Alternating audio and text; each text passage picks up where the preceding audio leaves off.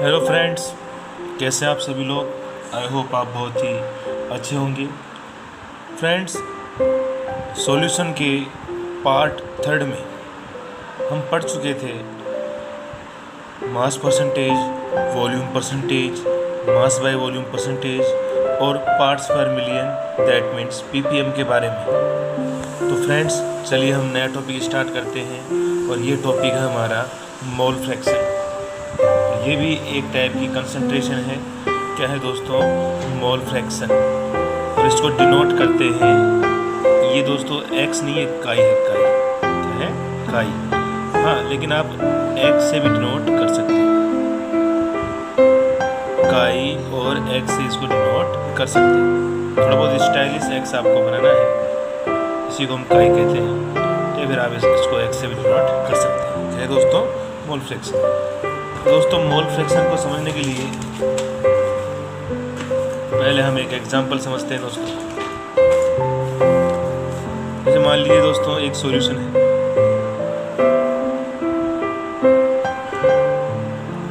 और इस सॉल्यूशन में वैसे तो कितने भी कंपोनेंट्स हो सकते हैं, लेकिन 3 कंपोनेंट है, ए, बी और सी। 4 भी आप ले सकते हो। ए के मोल मान लीजिए कितने, एन ए। बी के मोल कितने हैं, एम बी। और सी के मोल कितने हैं, एन सी। एन ए के N mole, N A mole, B के एन बी और सी के एन सी। वो तीनों के डिफरेंट या इक्वल जो भी मोल है। तो आप इस सॉल्यूशन में किसी भी कंपोनेंट का मोल फ्रैक्शन कैलकुलेट यदि आपको करना है तो आप कैसे कैलकुलेट करेंगे? तो दोस्तों, उसका तरीका क्या है? जैसे आपको ए का मोल फ्रैक्शन निकालना है, एक्स ए आपको कैलकुलेट करना है। तो कैसे कैलकुलेट करेंगे?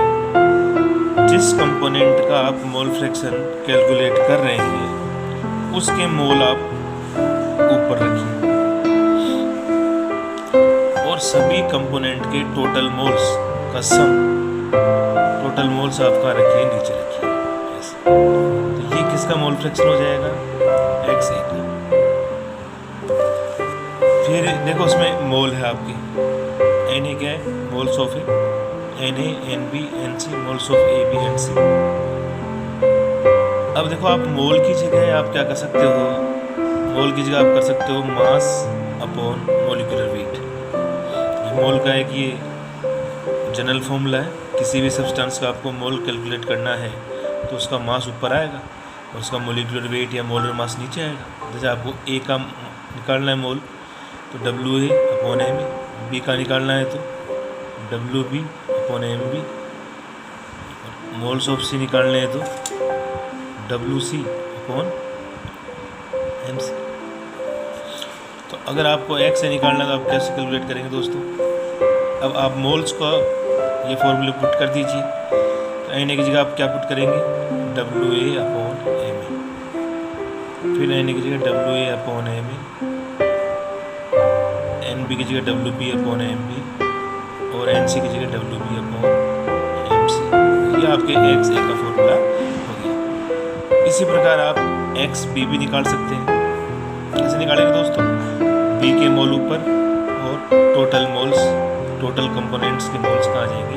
नीचे, जितने भी कंपोनेंट हैं सॉल्यूशन में। ठीक है दोस्तों, तो एक जनरल फॉर्मूला क्या बनेगा? किसी भी कंपोनेंट का मोल, ठीक है, क्या हो जाएगा दोस्तों? N1 N2, किसी भी कंपोनेंट x आएंगे मोल क्या हो जाएंगे दोस्तों? Ni ऊपर और N1 N2 N3 dot dot dot plus total Ni मोल मान लीजिए ऐसे। ये आपकी फॉर्मूला बन जाएगा।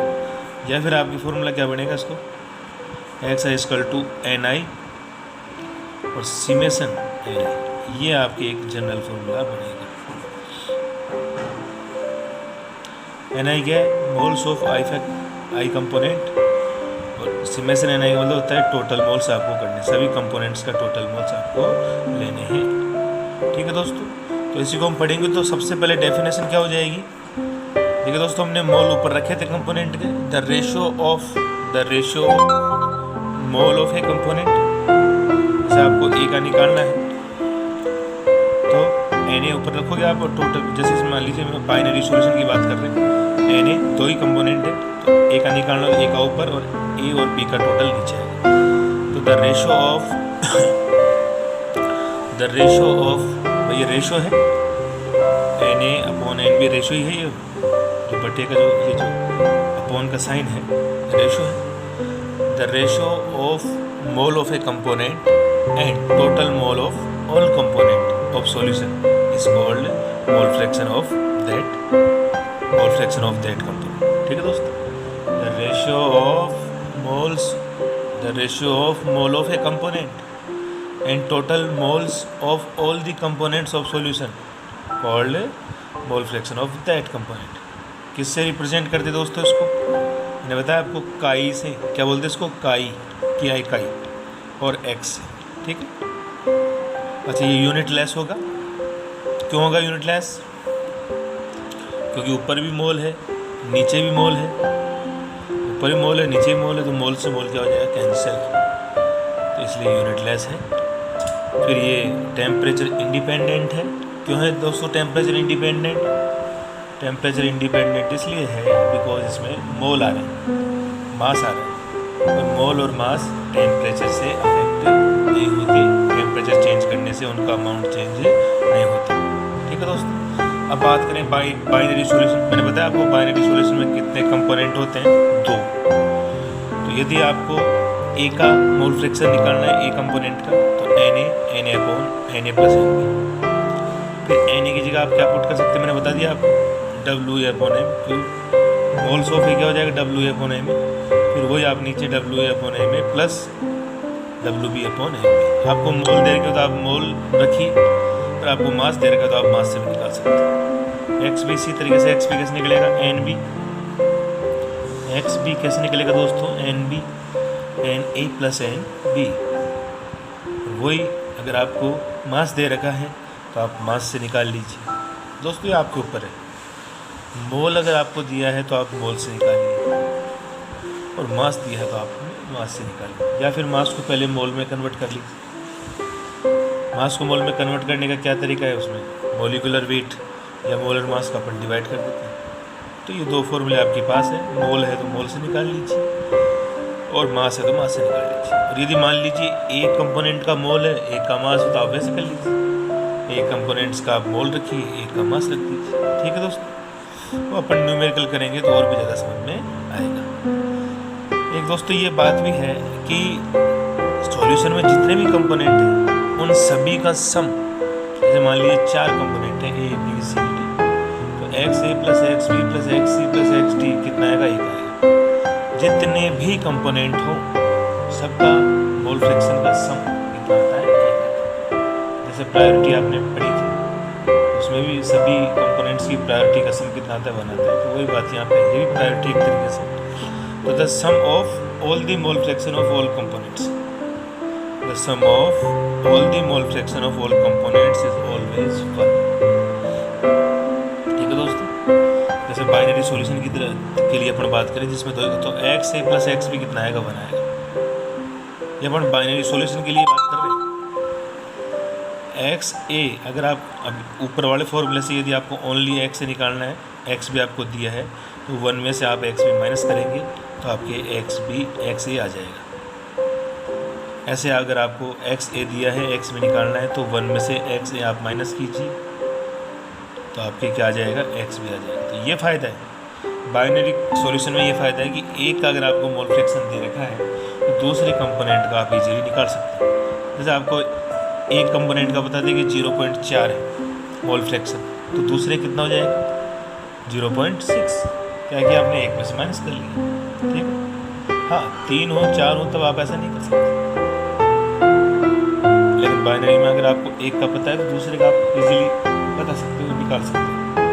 ठीक, एक ये भी है कि जो मोल फ्रैक्शन की जो वैल्यू आती है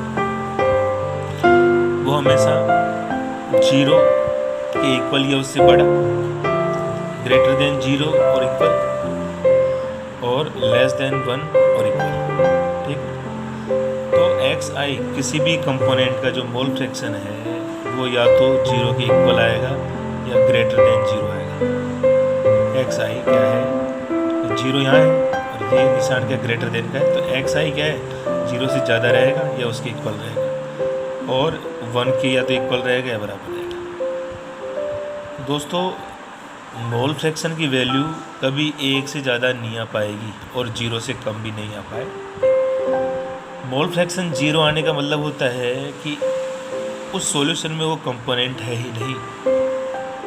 ठीक है, किसी भी कंपोनेंट का 0 अगर मोल फ्रैक्शन आता है मतलब वो कंपोनेंट उस सॉल्यूशन में है ही नहीं, और 1 आ गया इसका मतलब भाई उस सॉल्यूशन में केवल वही कंपोनेंट है, वो बिल्कुल प्योर स्टेट में। और हाँ 0 से 1 के बीच में तो उसका अमाउंट दूसरे का भी अमाउंट है, दूसरे कंपोनेंट भी है वो भी है। हाँ जितना ज़्यादा मोल फ्रैक्शन होगा उतना ही ज़्यादा उसका क्या होगा अमाउंट होगा। ठीक है दोस्तों, तो ये दो बातें आप ध्यान रखिए कि सभी मोल फ्रैक्शन का सम कितना आता है, जितने भी कंपोनेंट्स हैं उनकी मोल फ्रैक्शन का सम ऑलवेज 1 है, और मोल फ्रैक्शन की जो वैल्यू होगी वो 0 के इक्वल या ग्रेटर देन और 1 के इक्वल या लेस देन होगी, यानी 0 से 1 के बीच में होगी। अब जनरल फॉर्मूला क्या बनेगा देखिए दोस्तों, XI इक्वल टू क्या बनेगा NI N1 + N2 + N3, जितने भी आपके टेस्ट जितने भी कंपोनेंट हो, और ये आप एक जनरल फॉर्मूला बना सकते हो कि XI equal to NI summation NI। Okay दोस्तों, ये कितने भी कंपोनेंट्स के लिए लग जाएगा। हाँ लेकिन बाइनरी कंपोनेंट्स के लिए आप ये वाले फॉर्मूले रखेंगे। ठीक है दोस्तों, तो बहुत इंपॉर्टेंट है मोल फ्रैक्शन, काम आएगा आपको। अब दोस्तों बात करते हैं हम मोलैलिटी की, इसकी बात करें मोलैलिटी, बहुत इंपॉर्टेंट है दोस्तों मोलैलिटी। दोस्तों मोलैलिटी क्या होती है दोस्तों, अभी तक हम जितनी कोई भी कंसंट्रेशन उसमें किसका अमाउंट बताते हैं, सॉल्यूट का। किस में बताते हैं, अधिकतर हम सॉल्यूशन में बता रहे थे 100 ml of solution, 100 gram of solution. लेकिन मोलैलिटी एक सिंगल ऐसी कंसंट्रेशन है जिसमें सॉल्यूट का अमाउंट किसमें बताया जाता है, सॉल्वेंट में। देखो उसकी एक बार आप डेफिनेशन देखिए, द नंबर ऑफ मोल्स, इसमें मोलैलिटी है तो मोल ही बताइए, the number of mole of solute, the number of mole of solute present in 1 kg of solvent, present in 1 kg of solvent is called molality of solution. It is denoted by M। देखिए इसका एक बार अपन form लिखते हैं, M से इसको denote करेंगे दोस्तों। ऊपर आएंगे मोल्स ऑफ सॉल्यूट Na, और नीचे आएगा अपन किस में बता रहे हैं, सॉल्वेंट में बता रहे हैं, किस बता रहे हैं, सॉल्वेंट में, तो नीचे आएगा मास ऑफ सॉल्वेंट, और सॉल्वेंट को कैसे डिनोट किया अपन ने, WB से, तो वो भी किस में लेना है अपन को, kg में। तो ये इसका फॉर्मूला हो गया। अब आप इसको आगे खोलिए दोस्तों, आइए समझिए, ऊपर मोल्स ऑफ सॉल्यूट और नीचे mass of solvent in kg। फिर दोस्तों आपको हम बता चुके कई बार, Na की जगह आप क्या रखिए, WA upon Ma, M equal to WA upon Ma, WB kg में रहेगा, ऊपर क्या हो जाएगा, फिर WA अपॉन Ma।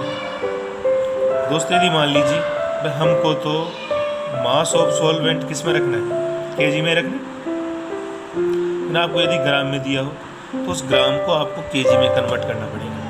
यदि आपको मास ऑफ सॉल्वेंट ग्राम में दिया है तो उस ग्राम को आपको kg में कन्वर्ट करना पड़ेगा, क्योंकि मोलैलिटी में अमाउंट किसमें लेना है, kg में लेना है। जैसे आपको ग्राम में दे दिया, ये ग्राम में, तो इसको आप kg में कन्वर्ट कैसे करोगे, इसमें आप 1000 का क्या करोगे, डिफरेंट कैसे करते हैं, ग्राम को kg में कन्वर्ट करने के लिए 1000।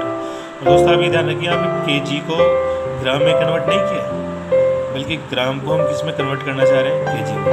तो 1000 का डिवाइड होगा, 1000 का डिवाइड होगा, तो दोस्तों ये फॉर्मूला अपने बन जाएगा।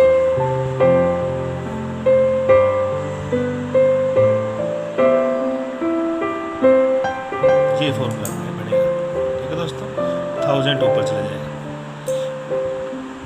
तो ये इसका फॉर्मूला है।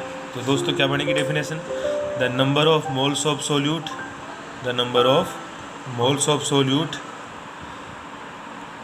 The number of moles of solute present in 1 kg of solvent of solvent is called molality of solution.